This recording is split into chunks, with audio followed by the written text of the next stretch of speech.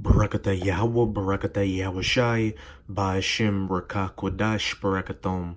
First and foremost, I want to give all praises, glory, and infinite honors to Yahweh Ba'ashem Yahushai. Double honors to the apostles and elders of Great Millstone who rule and teach well.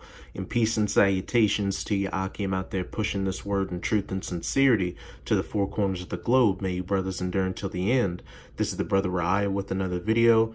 I'm going to start things off with an article on ZeroHedge.com titled, "Was Ending the Draft a Grave Mistake?"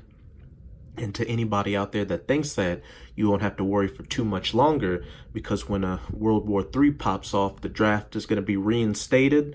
And not only are you men going to be drafted, but you U.S. women as well, to go over there and find permanent residence in the Valley of Jehoshaphat, which is that Middle Eastern region where that battle in the Valley of Jehoshaphat is going to take place, also known as the Battle of Armageddon.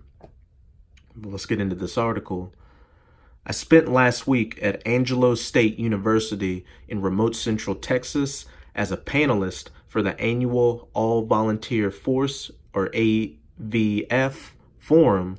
It was a strange forum in many ways, but nonetheless instructive.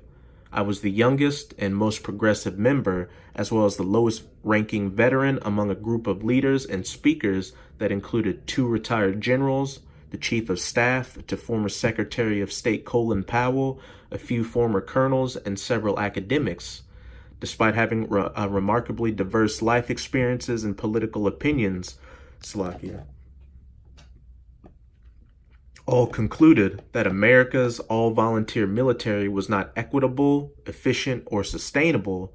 The inconvenient truth each of the panel participants had the courage to identify is that the end of the draft in the U.S. had many unintended and ultimately tragic consequences for the Republic.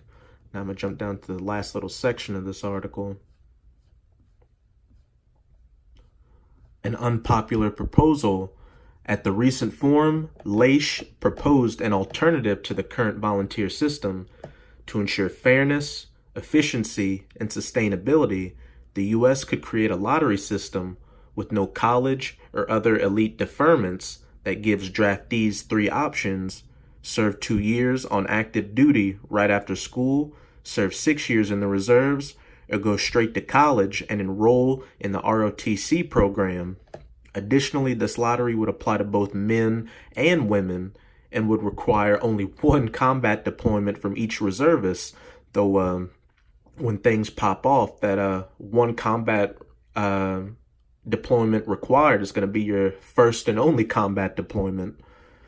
Whether or not one agrees with this idea, it would create a more egalitarian, representative, affordable, and sustainable national defense tool.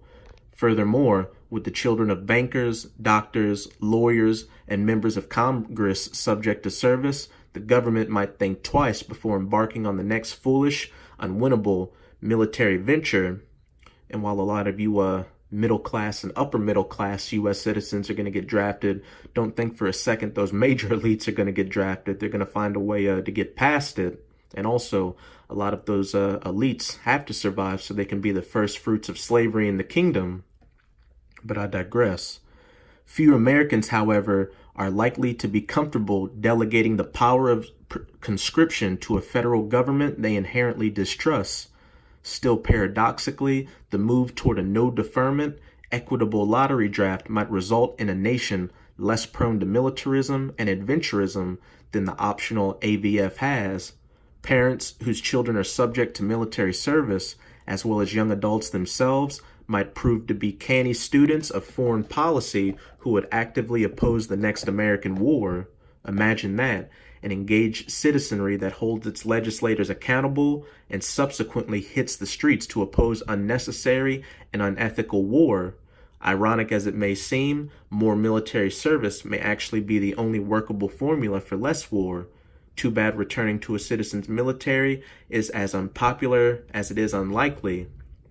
And it's no small thing that the draft is coming back into the public perception in a big way, especially lawmakers talking about opening the draft to women, as it says in this article on radio.com titled "AOC Supports All Genders for the Military Draft."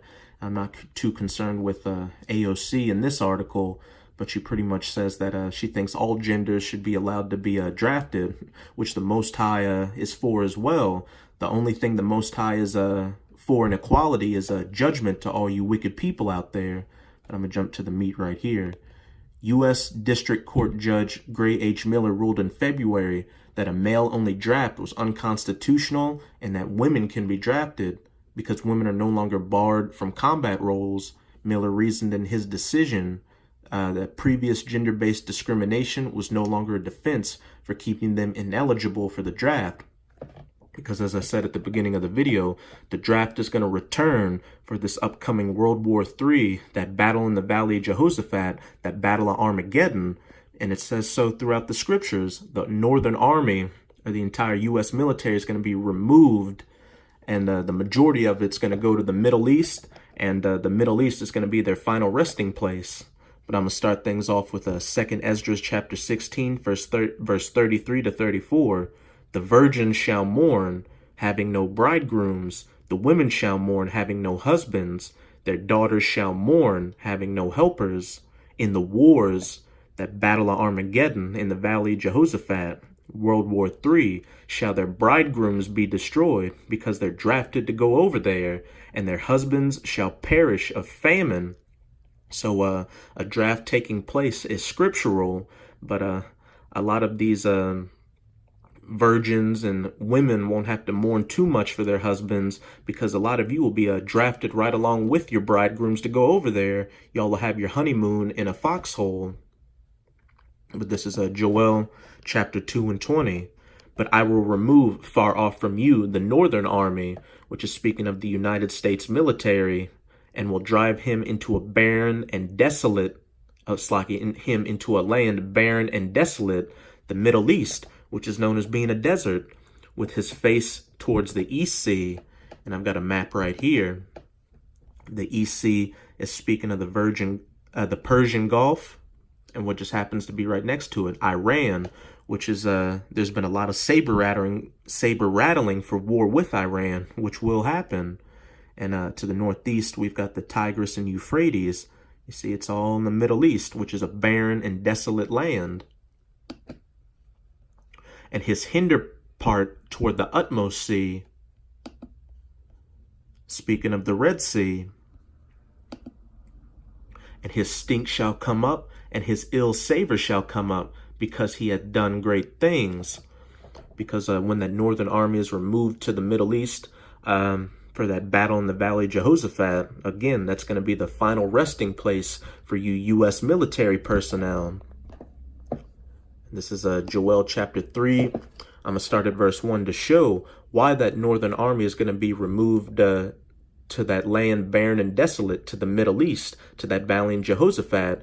It's the righteous indignation, punishment, and judgment of Yahweh Ba'ashem Yahushai on all you nations, chiefly you Edomites, or so-called white people, and especially you American Edomites, for the horrors and persecution you've inflicted upon the apple of his eye, the true children of Israel, which are the so-called Negroes, Latinos, and Native Americans.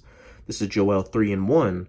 For behold, in those days and in that time, when I shall bring again the captivity of Judah, the southern kingdom, or the so-called Negroes of Judah, Benjamin, and Levi, and Jerusalem, the northern kingdom of the so-called Latinos and Native Americans. And we're seeing that happen right now. Both tribes are starting to come back together through this word, which is diligently being preached on the highways and byways, as well as these video epistles getting put up to further waken the elect out there. Verse 2, I will also gather all nations, especially that northern army of the United States military, and will bring them down into the Valley of Jehoshaphat, that land barren and desolate, that Middle Eastern region. And Jehoshaphat means Yahweh's Shaphat, or Yahweh's judgment, and will plead with them there for my people and for my heritage Israel, whom they have scattered among the nations and parted my land. And you can see how that land is parted right now, with those Guttarat Amalekite Edomites there posing as so-called Israelis, as well as those Palestinians. Neither of you belong there. As well as during the times of the transatlantic slave trade, when the southern kingdom, or the so-called Negroes, were taken off the west coast of Africa and brought to the Americas, and the northern tribes were taken from the Americas to Europe. And when you go to that land, plead, in the Strongs, it's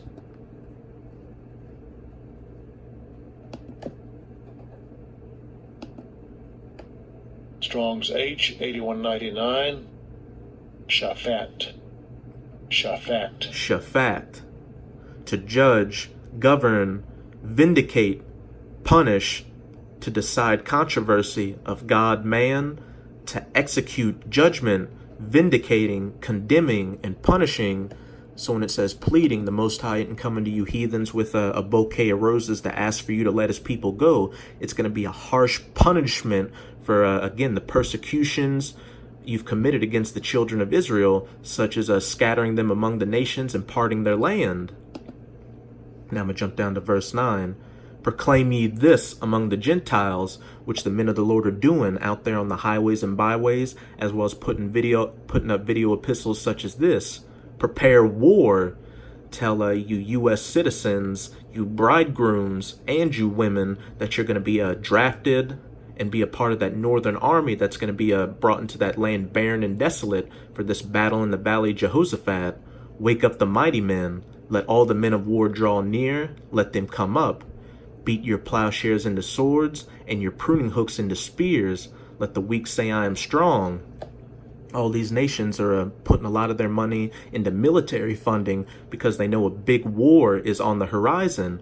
And where it says, let the weak say I am strong, you've got these weaker nations such as Syria and Iran bucking up to the U.S. and Israel because they've got Russia behind them now protecting them.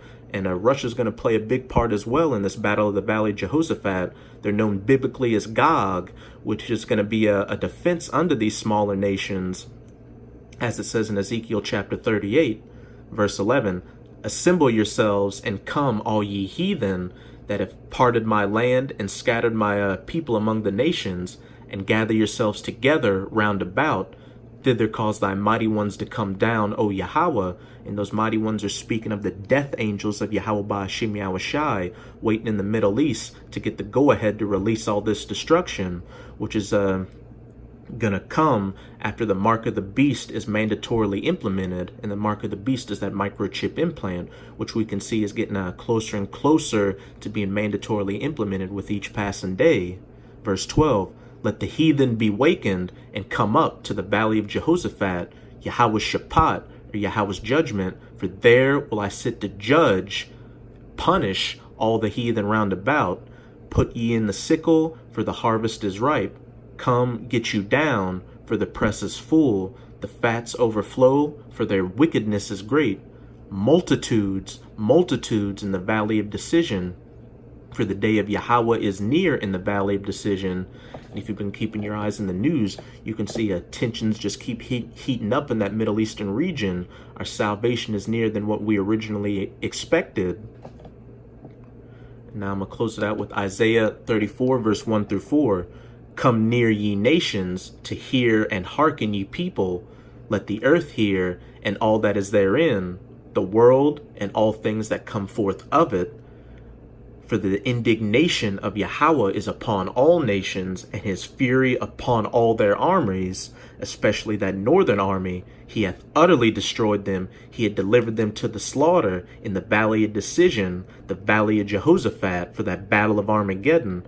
Their slain also shall be cast out, and their stink shall come up out of their carcasses, and the mountain shall be melted with their blood. Wanton destruction and bloodshed.